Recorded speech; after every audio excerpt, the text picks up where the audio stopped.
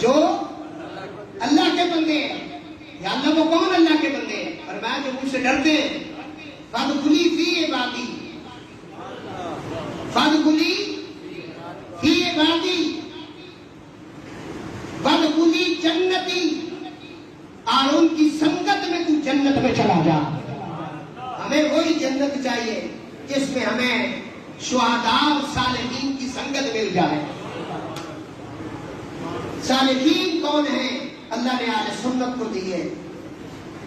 یہ اولیاء اللہ ہیں. کون ہے؟ بولے کون ہے؟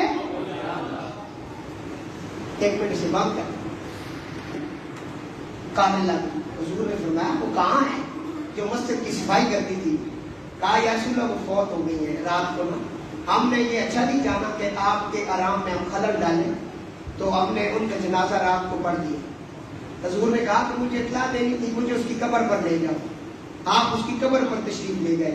حضور نے کہا صف سیدھی کرو، اس کا جنازہ ہوگا. کہا یا رسول اللہ وہ تو قبر میں ہے. فرمایا ہم اسے اپنے سامنے دیکھ رہے ہیں. اور اس سے پوچھا حضور نے کہ تیرے ساتھ کیا ہوا؟ کہا جنت میں ٹہل رہی ہوں صرف مسجد کی صفائی کرنے کی وجہ سے.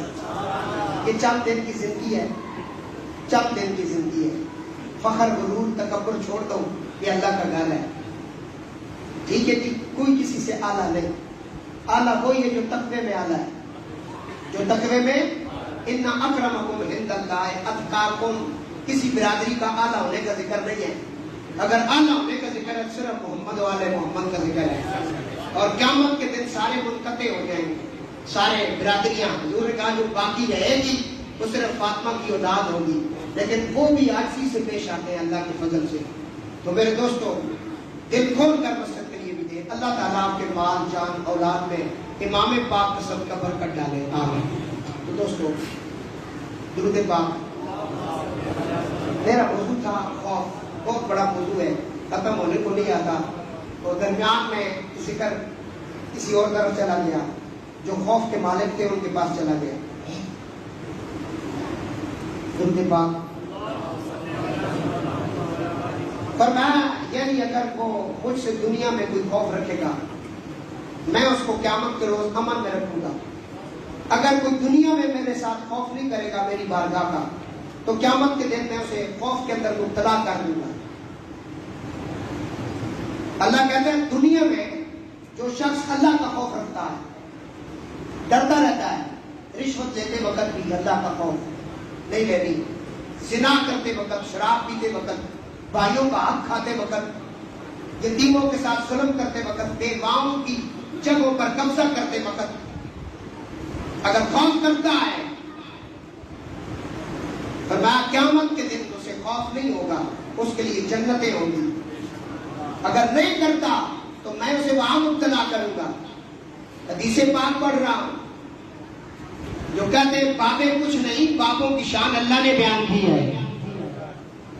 میں پہلے قرآن کی آیت بھی پڑھوں گا، حدیث مکس کر کے اس کے ساتھ بخاری کی حدیث پڑھتا ہوں. فرمایا قیامت کا دن ہوگا، نور کی جو کرسیاں ہیں نا وہ لگی ہوگی. فرمایا کچھ میری امت میں سے کچھ لوگ حاضر ہوں گے محشر کے دن، نبی نہیں ہوں گے. ہائے ہائے، نبی بولے نہیں ہوں گے، لیکن نبی ان پر رقص کریں گے. تو بولا نا، میں شہید نہیں ہوں گے، شہید ان پر رقص کریں گے. صدیق نہیں ہوں گے، صدیق ان پر رقص کریں گے. ان کو بہت بڑا مقام ملا ہے. سورج جو سویرے نیزے پر ہوگا اس کی روشنی ان کے چہرے کی روشنی کے سامنے مان پڑے گی. فرمایا محشر کے دن رحمت عالم بیان فرمایا میری امت میں کچھ لوگوں، امت کی بات، صدیق، شہداء، انبیاء کا بہت بڑا مقام. فرمایا میری امت میں کچھ اور بھی ہوں گے. فرمایا اس دن لوگ خوف کے مارے حاجی در بدر ہوں گے. اب نفس کے بارے میں آج میں بخشا جاؤں گا، آج میں بخشا جاؤں گا، آج میری بات بن جائے. ماں بیٹے کو ایک نیکی دینے کے لیے تیار نہیں ہوگی، بیٹا ماں کو نیکی دینے کے لیے تیار نہیں ہوگا. یہ رشتے ناطے ختم ہو جائیں گے، ہر کسی کو اپنی اپنی پڑی ہو گئی. فرمایا اس دن مخلوق خوف میں ہوگی، یہ جو آئے ہیں انہیں کوئی خوف نہیں ہوگا. یہ حدیث پڑھ رہا ہوں. کوئی خوف نہیں ہوگا. فرمایا لوگ غم میں مبتلا ہوں گے، انہیں کوئی غم نہیں ہوگا. صحابہ نے عرض کیا آقا وہ تیری امت میں وہ خوش نصیب کون ہوں گے؟ یہ اہل سنت ہے. وہ کون ہوں گے جنہیں خوف بھی نہیں ہوگا، نفس و نفسی بھی نہیں ہوگی، غم بھی نہیں ہوگا. تو رحمت للعالمین نے فرمایا میرے غلاموں الا ان اولیاء اللہ. یہ بدماش کہتا ہے بابے کچھ نہیں کرتے، سنو الا ان اولیاء اللہ. اگر آپ کو موت واقع نہیں ہو گئی تو بابا سے بلند بھی کہہ سکتے ہیں سبحان اللہ. الا ان اولیاء اللہ، خبردار بے شک اللہ کے ولیوں کو، ولی نہیں اللہ کے ولیوں کو، اللہ کے آپ بھی اللہ کے بندے ہیں لیکن ولی نہیں. ولی کون ہوتا ہے؟ فرمایا جو ظاہر کی بھی نظر رکھتا ہو، باطن کی بھی رکھتا ہو. اللہ نے اسے سارا کچھ عطا کیا. فرمایا الا ان اولیاء اللہ، بے شک اللہ کے ولیوں کو لا خوف علیہم ولا هم یحزنون.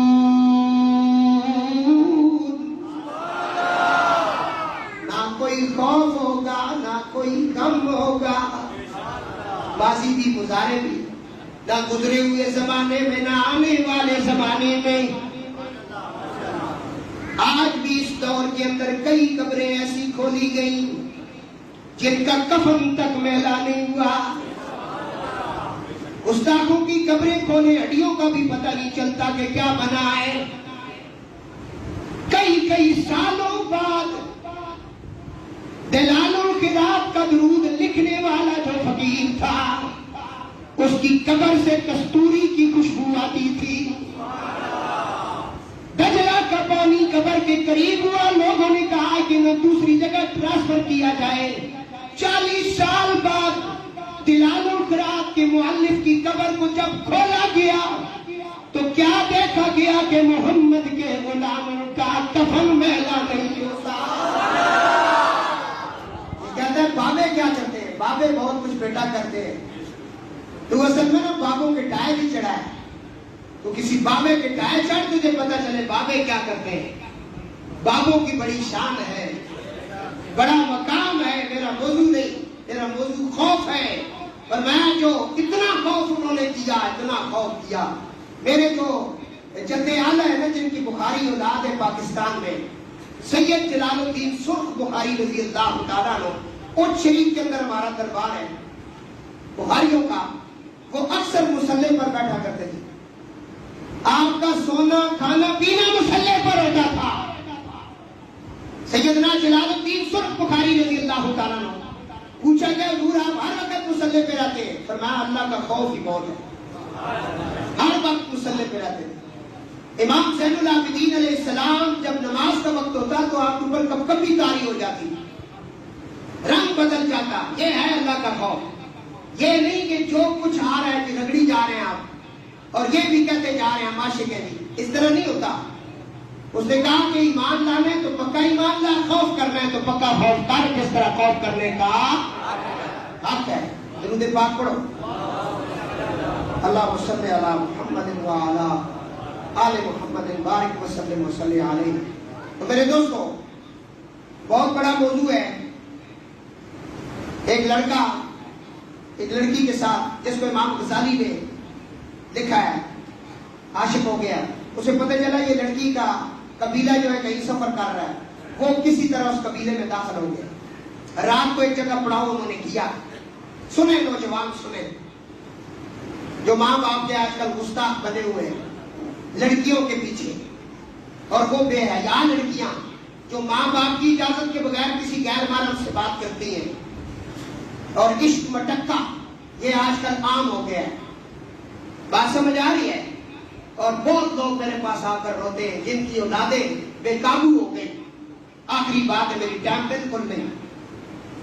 یہ سب سنیں اور یاد رکھنا میری ایک بات، میں ممبر پہ بیٹھ کے آپ کو کہہ رہا ہوں، جو لڑکی ماں باپ کے بغیر کسی کو ٹیلی فون کرے یا اس کے ساتھ عشق مٹکا چلائے، وہ جتنے مرضی یہ دعوے کر لیں، خدا کی قسم ہے وہ کبھی بھی آپ کی عزت کا خیال نہیں رکھے گی، کیونکہ اس نے ان کا خیال نہیں رکھا جنہوں نے پالا ہے، جنہوں نے اسے پڑھایا ہے، جنہوں نے اس کی خواہشات کو پورا کیا۔